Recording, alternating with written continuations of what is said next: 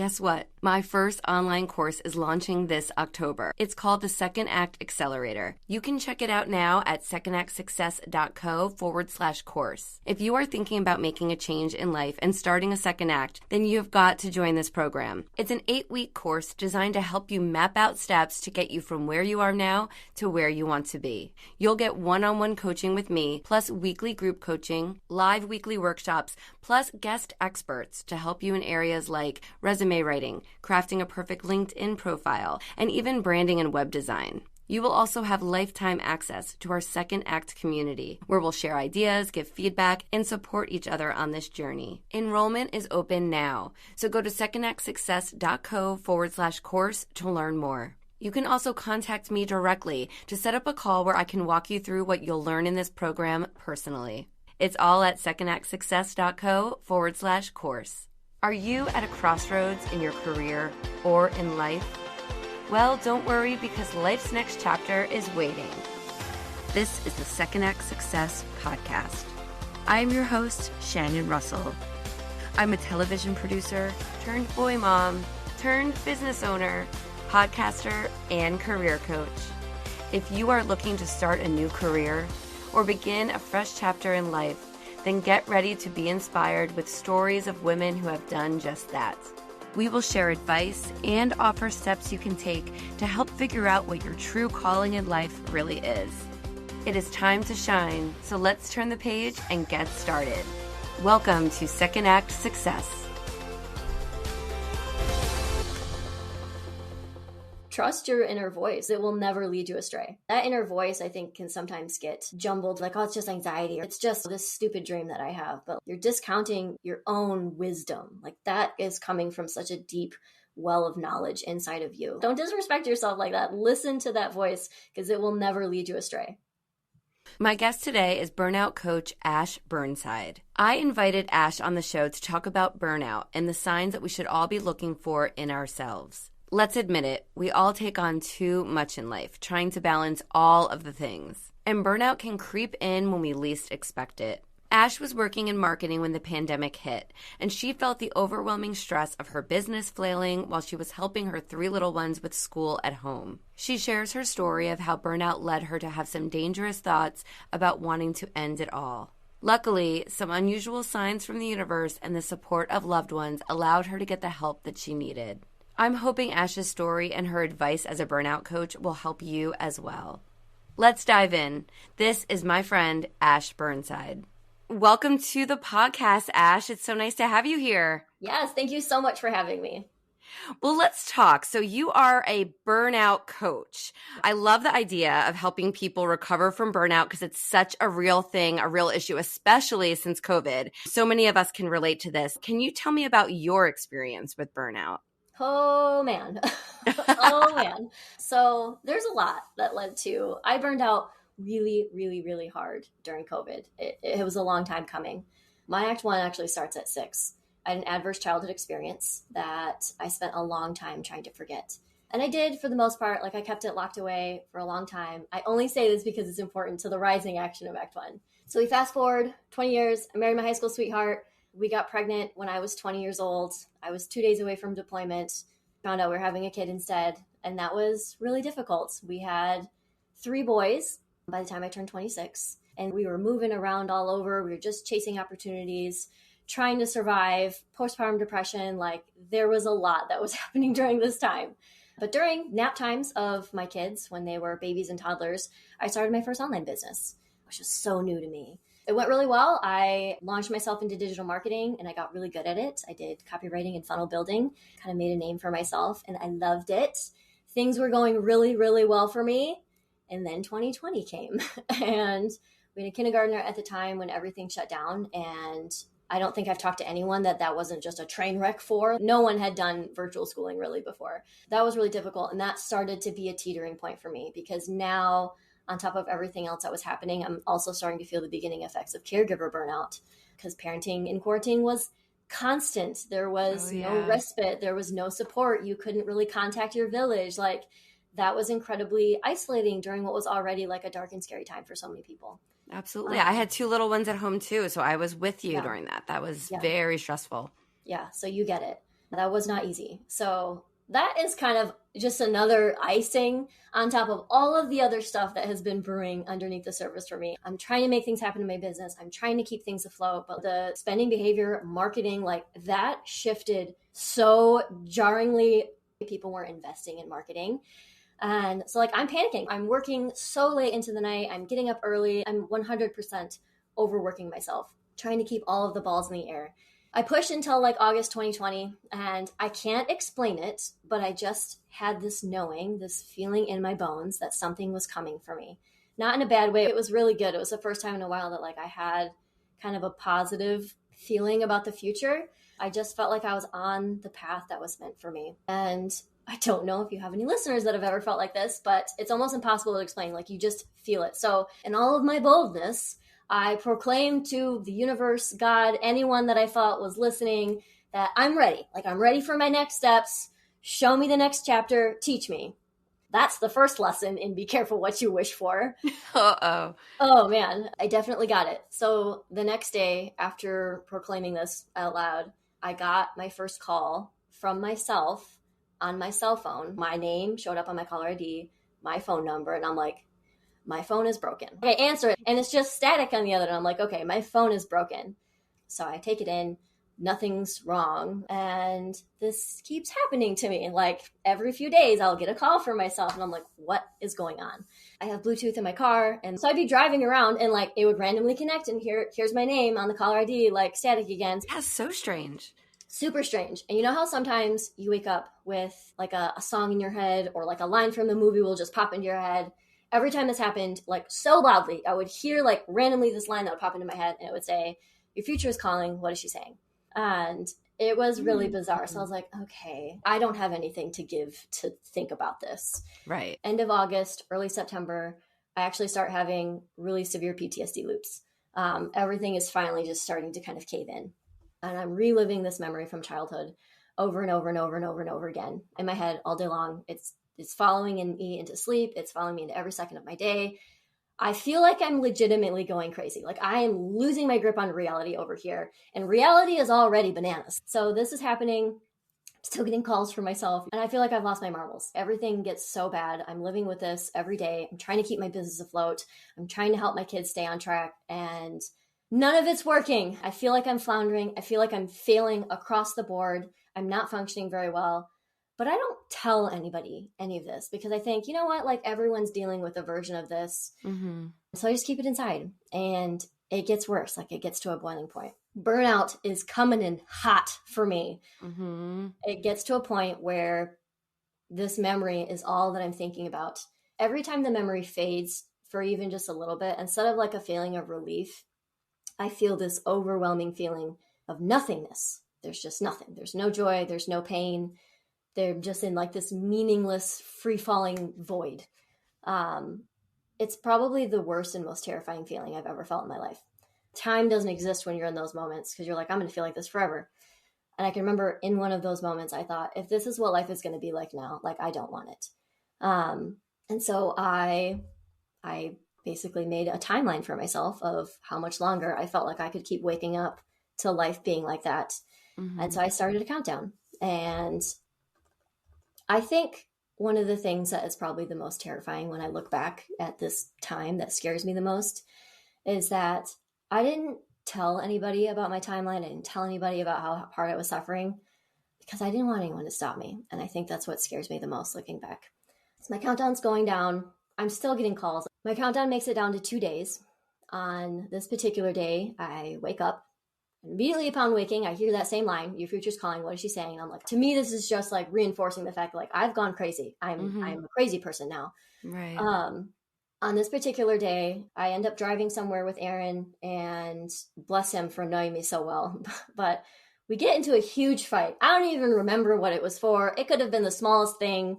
But like I just absolutely went off. I just lost it. We're yelling, which is very uncharacteristic of me, but like both of us. Right. He finally just like looks at me and he goes, what's going on with you? I could tell, like, obviously he's upset, but like you could see that like something was off. Right. He'd kind of known a little bit of like what happened before. I'd had a flashback in front of him before. So he knew a little bit, like something happened. And all I could manage was a whisper. And I just said, I'm remembering more about that day. And it's all I can think about.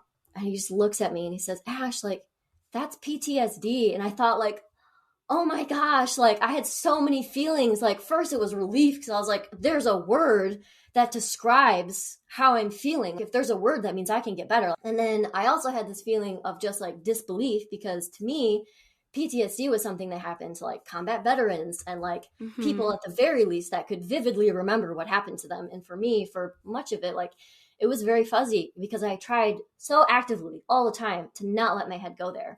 Right. But him saying that was so healing, because I realized that if there's a word to describe this experience, then there's a way to get better. So I literally immediately, same day, called my therapist, was like, this is happening. I need to talk about it right now. Like right now. Right. Emergency. Yes. Emergency. Please help. I ended up calling a couple like really close family members, close friends that I could trust. I couldn't quite articulate what had happened yet, but I was able to tell them like, I am not okay. I don't want to be here and I need your help. Like I need your help so bad. And that was so painful to ask for help. But it was definitely like step number one, like raising a hand to be like, red alert, someone send in help over here. That's great that you were able to do that, because so many people wouldn't. They would have kept it in longer. So I feel like you saw Aaron reach out and it opened you up to say, okay, I can talk to other people. That's a big step. Yeah, it was. It was a huge step. And I'm glad that I took it. I'm also glad that he reached out. It's like there's so many things that, kind of had to happen first. And that line that it gets worse before it gets better is so true, painfully true. Oh my gosh, because I got all the support in place, all the friends and family. I let them know what was going on. I had basically scaled back a lot of my client work. Like I just could not. I started working with a functional health doctor as well that basically was just able to confirm, like chemically, yes, you are very burnt out. Like nothing is how it's supposed to be on paper. I was working with a lot of spiritual practitioners at this point as well. Like I took a very holistic, like we're going to go all the way in. I do not want to feel like this anymore. But I shattered, like in really digging in, like I absolutely shattered. And I think what is so interesting is I know how many times I've said this to myself, and I've heard other people say this about themselves or to themselves, but we say like I just have to keep it together. I have to keep it together. I have to keep it together. Like we're so focused on like, I have to keep it together. And we're so afraid of breaking apart, but it's in allowing ourselves to fall apart and to truly shatter that we're able to put ourselves back together in the way that we want to be, in the way that we are meant to be, in the way that is the only way that we'd ever be able to like actually serve in our purpose. So it was that moment of fire where I had just let myself break apart, that I started able to like actually forging the pieces of me back together in a way that I wanted to be, in a way that actually felt good. So that really changed me. That that was really my complete reinvention, was in that moment, was after burning out, was allowing myself to kind of break apart. You kept saying, we have to hold it together. I think it's interesting because we feel like we have to hold it together for everyone else, right? Yes. Like, yes. It's not so much for us. It's you've got 3 boys. Yes. You've got your partner. You've got your business. You're wanting it to stay together for everyone else, and therefore you're letting yourself go. Yes. And that gets so heavy. That is incredibly heavy. And that's the thing. Like you have to allow yourself to break. You're not going to get stronger. That's not the antidote to that. Were you able to clearly remember the traumatic experience in your head once you let yourself shatter? Were you able to see it, deal with it, and then things got a little better? Yeah. And that's really kind of like, if I could summarize it down to what was going on, that was really it. It was like, I shattered because I finally had the courage and the support to go there and to remember everything and kind of piece myself back together after that, to deal with it, process it, put it away so I wasn't carrying it in a way that was, detrimental to me. Right. So that's really kind of changed the way that I look at burnout now. And it influences a lot in the way that I show up for my clients and show up in this way now as a burnout coach. Is what if burnout was your own call from within? Like, what if burnout was an invitation to reinvention? That's kind of how I see this now, and how I want to pose the question to anyone that is approaching burnout or feel like they're burning out. Like, what is the meaning behind that? Like, what's really going on? So what is burnout? Like, how would you describe it? People can feel stress, they can feel overwhelmed, but what is it to make you know that this is a little bit more than stress? This is like, I'm at the end of my rope. How would you describe those signals that listeners can kind of identify if they are reaching that burnout point? Burnout has actually a couple different levels to it. So you have kind of like the chronic stress that is there. Stress is always going to be in our lives. Like that's not going to go away. So it's normal to have, healthy amounts of stress. But when you have stress that is making you compromise on either your own boundaries, your own self-care, the time that you have to yourself, it's taking up your mental or emotional faculties to do things that you love, to initiate things that you love, to spend time with people that you love. Now we're talking about an unhealthy amount of stress. So that is probably kind of the first thing that you're going to notice is like, wait a minute, where's my time going? You're going to start to feel squeezed out of your own life. Like you don't have time for you anymore. When that happens over a period of time and it's chronic, it starts to build up. This is where that overwork fatigue can come in. And this is where it starts to turn into burnout, because now you're going to start to see this in all of the different ways in your body. It's going to show up in your body because you're going to not feel good. You probably have fallen off whatever movement wagon you were on, whatever you did to take care of yourself. You probably haven't been doing that. So that's going to start to domino a lot of things in your body. You're going to have more cortisol. That's going to start to happen. But like emotionally and mentally, you're going to have brain fog. You're going to feel like doing work and focusing is actually a lot harder, more irritability, mood swings, like snappy. All of these things are going to start to show up. And it eats at you slow. The pattern that I see the most is that people either get it when they're first getting into it because they're like, whoa, something's happening. I'm starting to feel these ways. Like if you're feeling any of these ways that I'm saying now, 100%, like you're sliding into burnout. And then the other end, it's like you felt like this for months and you're like, oh no, because now you realize like, oh, this is burnout. I've been burnt out for a couple months. So that's kind of the scale where it keeps building and building. And like, once you've been carrying that's what can really dictate the level and severity of burnout is how long have you been carrying that and how little support have you had.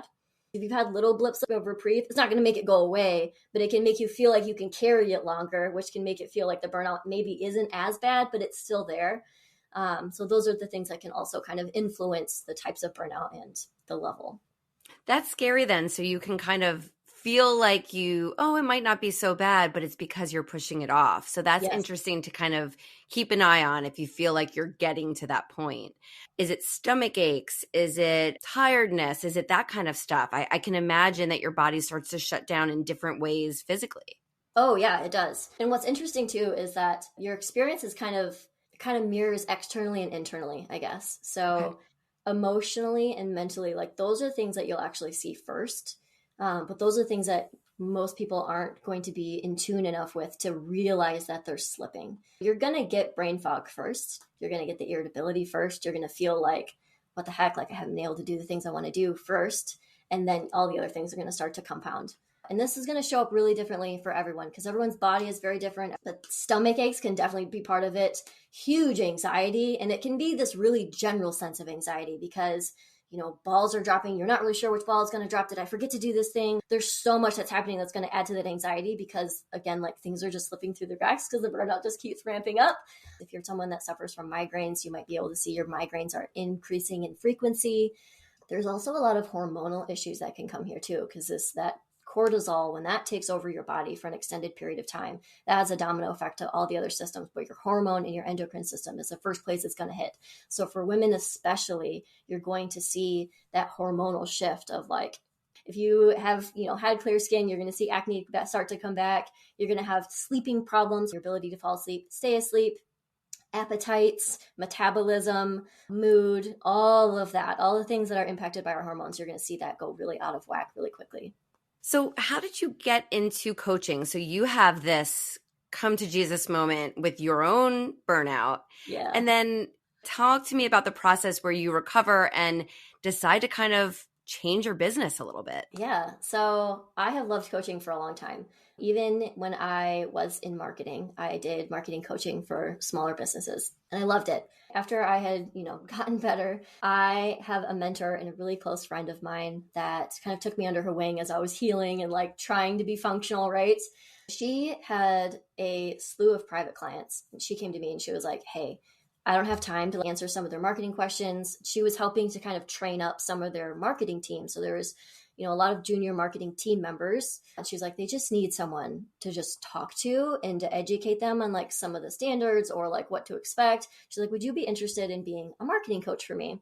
And so I came on as a marketing coach initially, but in connecting with a lot of these team members that were also creatives, that were, some of them had ADHD, they had all these other things going on, which was really similar to my journey. And I saw so much of myself in them, but in starting to coach them, I kind of went back to her and I was like, hey, these people are burnt out. Like, they're tired. Would you be open to me approaching this as, either an ADHD or a burnout coach? And she was super, super supportive of that. She's like, oh my gosh, yes. Like, you see it, do it, go do it, practice, tell me how it goes. And it was crazy. Like, I loved it so much. The first one, I don't think I had very many where like someone didn't cry. Not that crying is a metric of success here, but it was just like, they felt so seen and heard, and it was it was such meaningful work for me to be doing. So I kind of felt like I was like reaching back through time to give myself what I didn't have. Exactly. And you knew the signs. You knew. You're able to see them and give them the tools that you needed to kind of get through it. Yeah, it was very magical. Did you decide to kind of leave marketing and go into being a burnout coach full time? Yeah, so I started studying a lot more of like, what are the other things that help with burnout? What are the other methodologies I might need to learn? Is there anything else? Like, what do I need to be the best at this? Like, how can I truly show up and serve the people in the way that they need to be served? I started slowly kind of pivoting myself out of marketing and into burnout coaching full time. There's so many little connections from your first act to your second act, right? Yes. Like, oh, yes. Even the coaching, the marketing coaching to now coaching burnout. Yeah. What are some of the processes? Do they just say, help, I just need some kind of relief? Talk to me about how you kind of work with your clients. There's 4 milestones that I work through as a burnout coach. So this is like burnout recovery 101. This is how I would describe it. So it is important that we call these milestones and not steps, because like anything, healing, getting better is very much not a linear journey. So it's not like step 1, great, you're never going to have to return to this. We're going to go on to step 2 forever. Like, no. Right. But milestone 1 then is developing cognizance, basically just becoming aware of where is your energy going, what is your bandwidth actually like, and just starting to become aware of where everything is. We can't really do much unless you're really aware of like what's actually going on and why is it happening that way. And then the second thing is we can't talk about burnout without talking about resilience, because that is what is going to come in and really build you up out of it. So resilience, building resilience, I work really closely with my clients to build that back up. And there's a whole science. Resilience science is a thing, a huge multidisciplinary global study of literally every person. There's scientists, anthropologists, sociologists, everyone that is dedicating themselves to adding to this science for this reason, for helping people understand like how to heal themselves, how to move forward, how to be better. Mm-hmm. So that's what we do. There's a lot of different components in resilience that I help work with them, but that's essentially it. Like, what do you specifically need? Where do you feel like you need support? And let's build resilient support into that so that you know how to support yourself. So I'm walking through them through that process. That's milestone 2. Milestone 3 is what I call understanding your personal energetics, your own self-management. Where are you spending your energy? Where are you spending your time? Where is that going? We have to be able to do work. We have to be able to show up for our family. Understanding this, like, how can you help yourself? Is there a system that we can set up that is going to help you stay on track and to not feel like you have that feeling of burnout, that getting kind of crowded out of your own life again? Like, what ramps, like guardrails basically, can we put on so that you either have like some red flags, like, hey, I didn't get to do this thing this week. Like, that means something. What does it mean? And then the last one is elevating self-trust. That is the biggest thing. This is probably where the most healing happens, is because that's really what burnout does on a really deep level. It not only does it crowd you out of your own self, but at some point you stop trusting your own voice and trusting what your intuition and your inner self is trying to tell you is going on. Mm-hmm. And so we have to rebuild that. We have to rebuild the trust that we have with ourselves, to rebuild that confidence, rebuild our self-esteem so that we can re-enter whatever work it is that we want to do. But for me, I always say it so we can be present for our purpose. That's really the purpose of those 4 different milestones. So you'll cycle through them probably a couple times, but I basically lay the grounds of like, right, this is milestone 1. This is what it feels like. This is the work that we do. What milestone am I coming around to again? What am I working on with myself? That is so valuable. Like, just hearing that expression, which I've never heard before, of crowding yourself out of your own life. Yeah. Like, wow. So many times we can feel that way. And especially as moms, working moms, like, you just feel like your life is not your own. and you're Yes. just being crowded out. That really hit me. I can resonate with that so much. And really knowing your life's purpose, like you said, I feel like a lot of our listeners are at a point, maybe they're not at burnout yet or nearing that level Yeah. of overwhelm, but the fact that they are trying to make this decision of what's next for me. And do I need to change jobs? Is there another passion that I want to pursue? And just kind of knowing that you need to fulfill your purpose and you need to have room to do it. And you don't want to Yes. feel crowded out and go in someone else's direction. Yeah. That's Yeah. very powerful. Yeah. Have you seen that with your clients that, maybe they're at this turning point in their life and they're not sure where to go, and that's the burnout is causing that anxiety? Oh man, I've seen that a lot of times where it's like the burnout is it's almost a personification of this internal war that they have not been able to give a voice to. They might not even be able to articulate that it's consciously happening. You can tell it's there because you're talking to them, and it's such a gear shift. Okay, I have this project that's coming up and I have these deadlines going on, and this is also happening at home, and I don't know how to deal with it. And I'm like, okay, let's just gear shift real quick. A year from now, 2 years from now, 5 years from now, you're doing what you love. What are you doing? And they're like, oh, I would be doing this. And I'm like, oh, interesting. So you're telling me that you want to be doing this thing. Do you think maybe this sense of burnout is coming from the fact that you don't want to do any of the things you're doing right now? They're like, oh, wait a minute. Yeah. So, yes, a lot of times it does come from that feeling of misalignment. Not always. I want to give room for the fact that that's not always the case, but in a lot of cases, yes, it is. Right. And it's almost like that eye opener to really kind of give space for your resilience and look inside and see what you're not telling yourself. Maybe not a traumatic past experience, but just something that you're putting away in a corner that you think isn't a reasonable decision for you or a step that you can make. And now I'm thinking maybe I suffered from burnout at this time, but when I first had my son, who's now 10, I moved from Los Angeles back home near my family in New Jersey. I was commuting 2 hours each way to New York City. Ooh. Yeah. And I was pregnant with my little one at the time. And one day I was so sick in Port Authority bus station that I couldn't get on the bus. And I went into the bathroom and I was getting sick. And I was like, and it wasn't a pregnancy sick. You know how you can tell the difference if it's like, totally can. And I just remember this awful day calling my husband being like, I can't get on this bus. I can still remember it so clearly. And that was right before I decided to leave my career as a television producer and go out on my own and start my own business. It was just, I think, all that stress, the commute, the pregnancy, the change of locations, and just everything that just kind of, my body couldn't take it anymore. Yeah, it was sending you a message. It was telling you something. Yeah. And so many times I feel like we can push that away, ignore it until we get ourselves really sick. Yeah. It comes back to what we said earlier about doing it because we're taking care of everyone else. That it's so important to pay the bills, which of course is important, manage the kids, manage the house, take them to their practices, do all of the stuff. But what about us? Is it okay that we go to work a 9-to-5 job that we're miserable in just so we can take care of everyone else? It's like that point where you have to think, I need to be happy before I can make everyone else happy. Yeah, it is. And it does come back to that self-trust. Like it's about trusting yourself, trusting what your voice is saying, and trusting that you do actually know what's best for yourself. Even if you don't know all of the steps yet, even if you don't know how or why, like if you have something that is if you have that little voice inside that's like, hey, either do this or stop doing this, listen to it. Because when is that ever going to lead you astray? Like I love asking this question of my clients. Tell me a time that your intuition led you into a bad situation. I'll wait. Like there's none. Like there's none. When has it ever not worked out when you've listened to yourself and you've listened to that own pull inside? When it does come to like being a mom and being someone that like, my family looks to, like my kids are watching me. They see what I do. I want them to see that their mom is passionate about what they do. I want them to see that their mom was able to change herself. I want them to see that their mom does something and that she listens to her own call, even if that doesn't match what other people do, because ultimately that's what I would want for them. And you're so strong now, and now you're helping others. So they probably couldn't be more proud of you and more happy that you're here and healthy. Yes.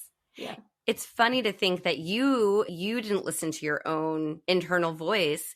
You even had your phone calling you, which was a greater sign from someone. Oh my gosh. Yes. Like holy cow.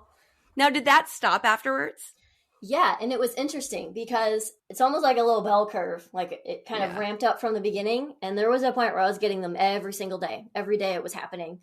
And it was like almost the more help that I was getting, the more that I was talking about my story, the less frequent they started happening. But looking back now at it, I can see where it started to fall off, where it's like it's because I stopped thinking about leaving the world, basically. Right. That they really stopped showing up. I stopped getting the calls for myself.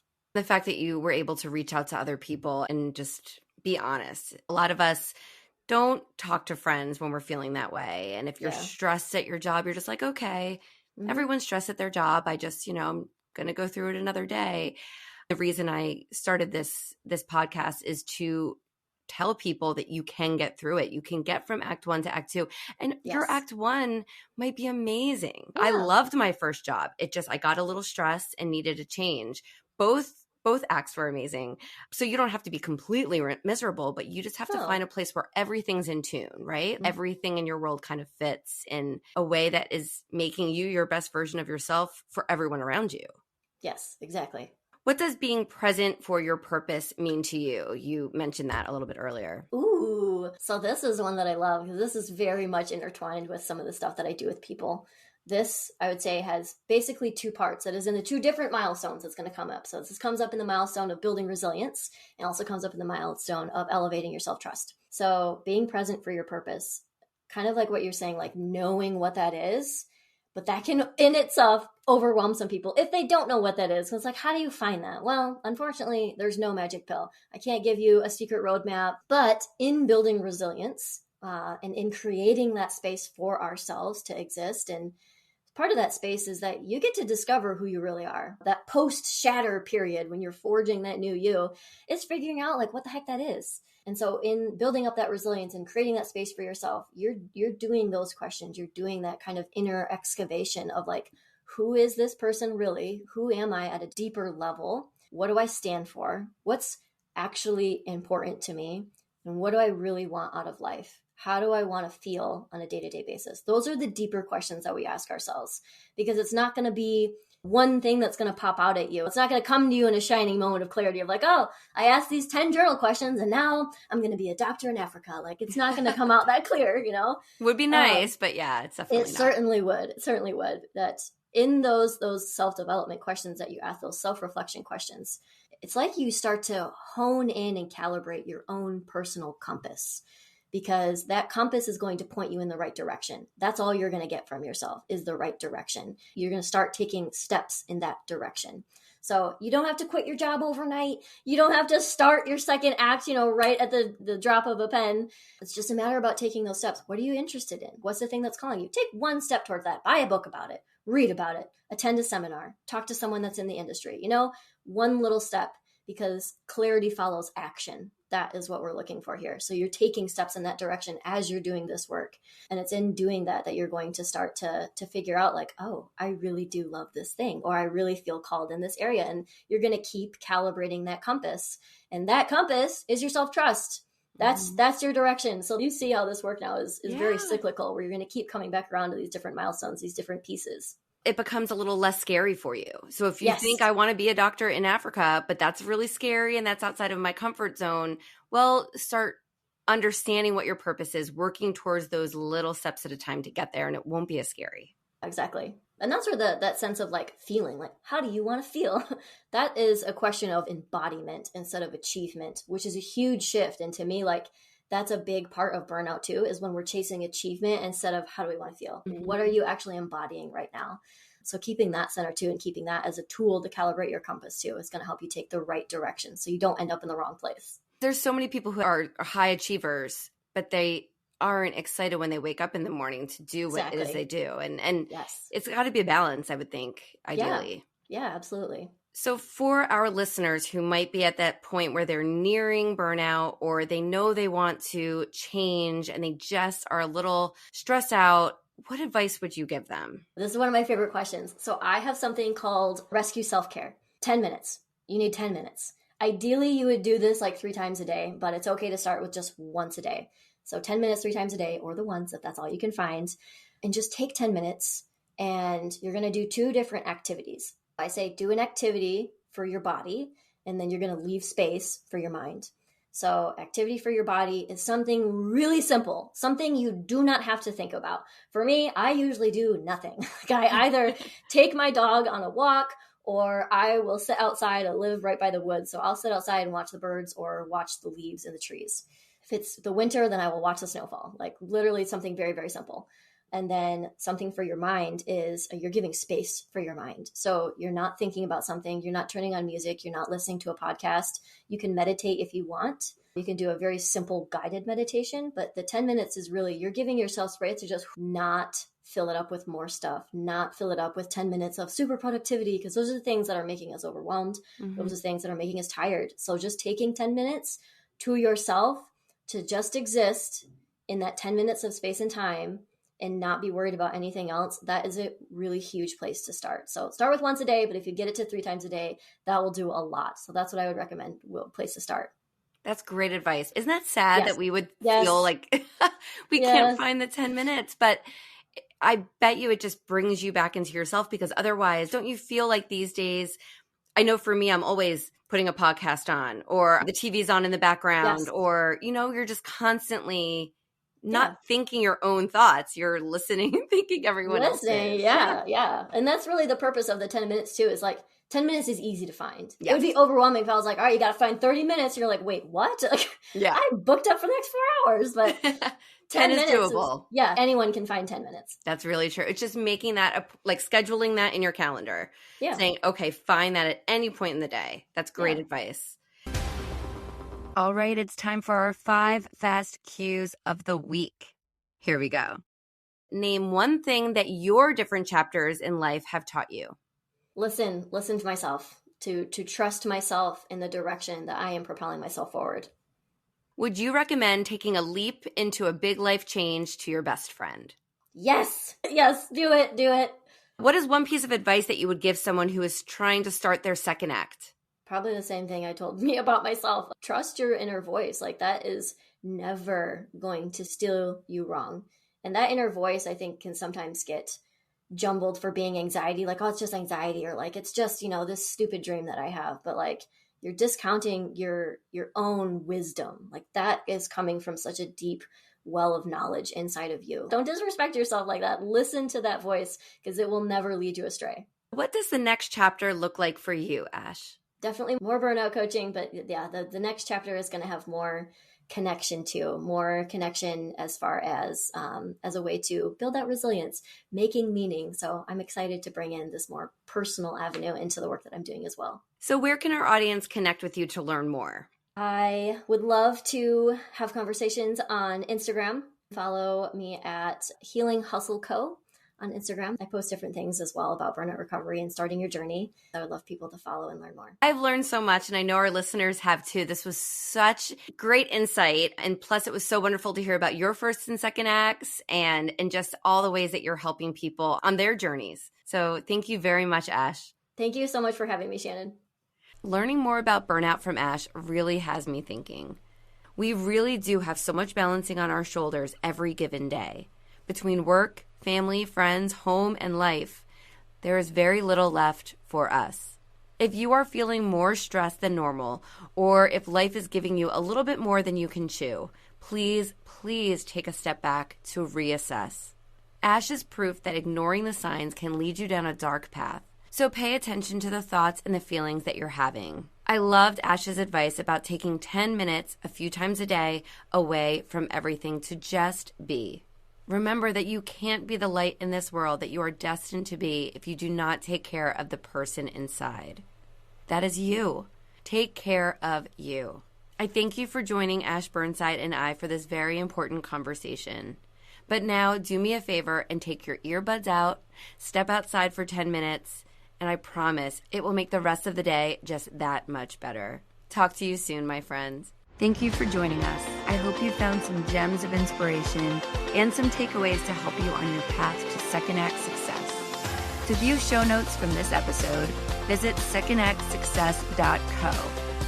Before you go, don't forget to subscribe to the podcast so you don't miss a single episode. Reviews only take a few moments, and they really do mean so much. Thank you again for listening. I'm Shannon Russell, and this is Second Act Success.